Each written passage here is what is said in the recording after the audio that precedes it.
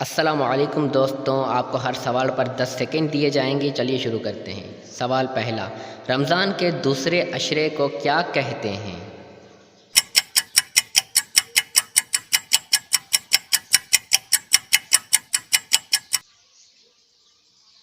जवाब, अशराए मग़फ़िरत।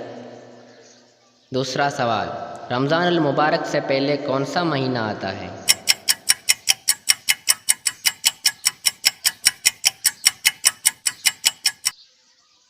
जवाब, शाबान का महीना आता है। तीसरा सवाल, रमज़ान इस्लामी कौन सा महीना है?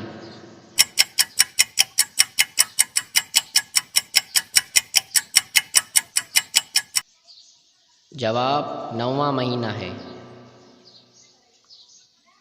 चौथा सवाल, रमज़ान में हर नेकी की कितनी नेकियां मिलती हैं?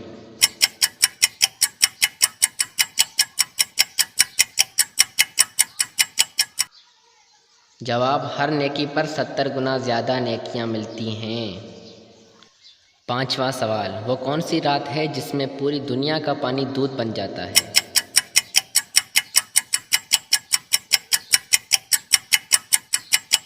जवाब, शब कद्र की रात सारा पानी कुछ देर के लिए दूध बन जाता है।